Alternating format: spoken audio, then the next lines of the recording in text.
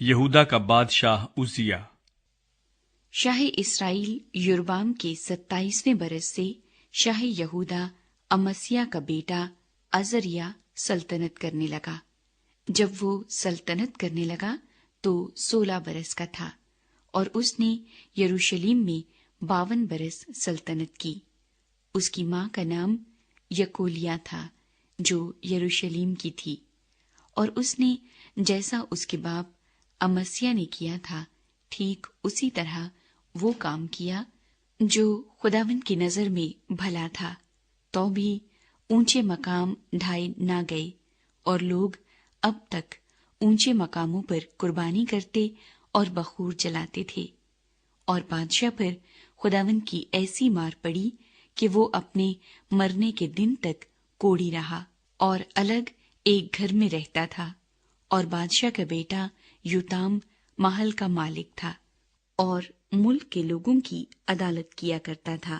اور عزریہ کے باقی کام اور سب کچھ جو اس نے کیا، سو کیا وہ یہودا کے بادشاہوں کی تواریخ کی کتاب میں قلم بند نہیں؟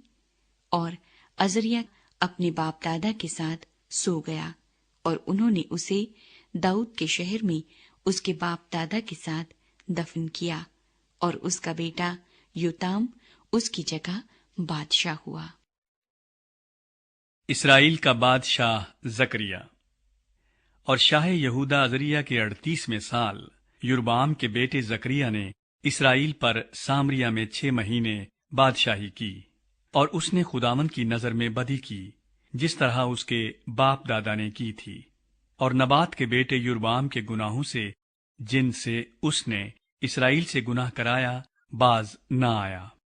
اور یبیس کے بیٹے سلوم نے اس کے خلاف سازش کی اور لوگوں کے سامنے اسے مارا اور قتل کیا، اور اس کی جگہ بادشاہ ہو گیا۔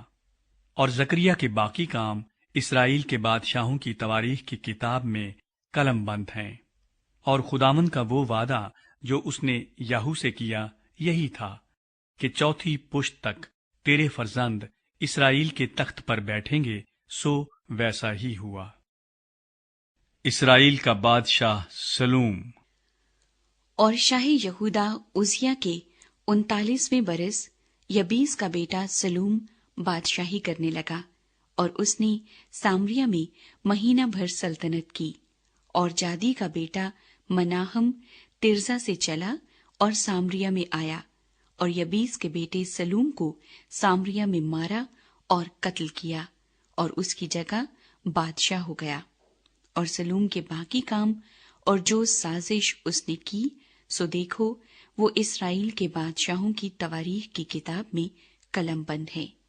پھر مناہم نے ترسا سے جا کر تفسا کو اور ان سبوں کو جو وہاں تھے اور اس کی حدود کو مارا، اور مارنے کا سبب یہ تھا کہ انہوں نے اس کے لیے پھاٹک نہیں کھولے تھے، اور اس نے وہاں کی سب حاملہ عورتوں کو چیر ڈالا۔ اسرائیل کا بادشاہ مناہم۔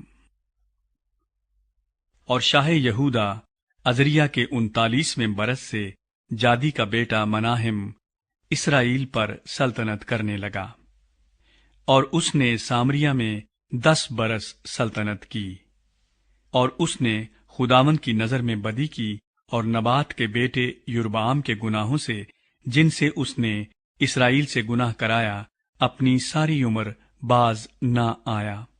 اور شاہ اسور پول اس کے ملک پر چڑھ آیا، سو مناہیم نے 1000 قنطار چاندی پول کو نظر کی تاکہ وہ اس کی دستگیری کرے اور سلطنت کو اس کے ہاتھ میں مستحکم کر دے۔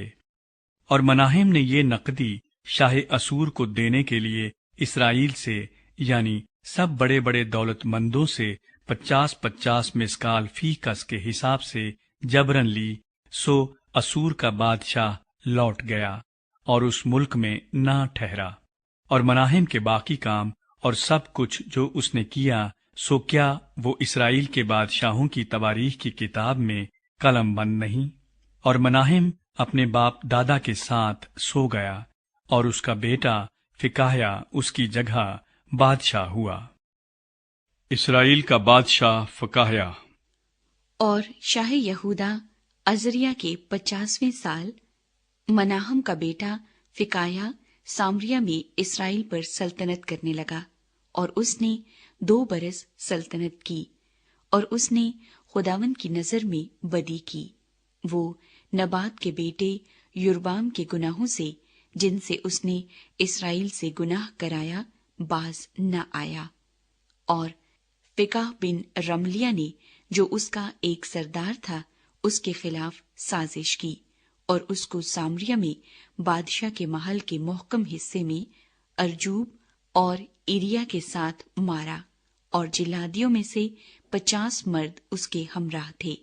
सो वो उसे कत्ल करके उसकी जगह बादशाह हो गया।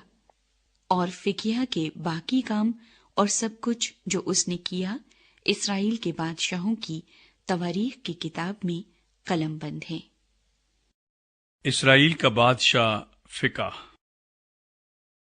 और शाह यहूदा अजरिया के 52वें बरस से फिकाह बिन रमलिया सामरिया में इसराइल पर सल्तनत करने लगा, और उसने 20 बरस सल्तनत की। और उसने खुदावंद की नजर में बदी की, और नबात के बेटे युरबाम के गुनाहों से, जिनसे उसने इसराइल से गुनाह कराया, बाज न आया। और शाह इसराइल फिकाह के अय्याम में शाह असूर तिगलत पिलासर ने आकर अय्यून और अबील बैतमाका और यनूहा और कादिस और हसूर और जिलाद और गलील और नफ्ताली के सारे मुल्क को ले लिया, और लोगों को असीर करके असूर में ले गया। और होसिया बिन एला ने फिकाह बिन रमलिया के खिलाफ साजिश की और उसे मारा और कत्ल किया, और उसकी जगह उजिया के बेटे यूताम के 20वें बरस बादशाह हो गया। और फिकाह के बाकी काम और सब कुछ जो उसने किया, इसराइल के बादशाहों की तवारीख की किताब में कलमबंद हैं। यहूदा का बादशाह यूताम।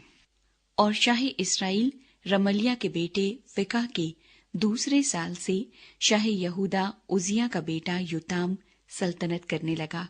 और जब वो सल्तनत करने लगा तो 25 बरस का था। उसने 16 बरस यरूशलेम में सल्तनत की, और उसकी माँ का नाम यरूसा था, जो सदूक की बेटी थी। और उसने वो काम किया जो खुदावंद की नजर में भला है। उसने सब कुछ ठीक वैसे ही किया जैसे उसके बाप उजिया ने किया था, तो भी ऊंचे मकाम ढाए न गए। लोग हनूज ऊंचे मकामों पर कुर्बानी करते और बखूर जलाते थे। खुदावंद के घर का बालाई दरवाजा इसी ने बनाया। और योताम के बाकी काम और सब कुछ जो उसने किया, सो क्या वो यहूदा के बादशाहों की तवारीख की किताब में कलमबंद नहीं? उन्हीं दिनों में खुदावंद शाह अराम रजीन को और फिकाह बिन रमलिया को यहूदा पर चढ़ाई करने के लिए भेजने लगा। और यूताम अपने बाप दादा के साथ सो गया, और अपने बाप दाऊद के शहर में अपने बाप दादा के साथ दफन हुआ, और उसका बेटा आखिज उसकी जगह बादशाह हुआ। यहूदा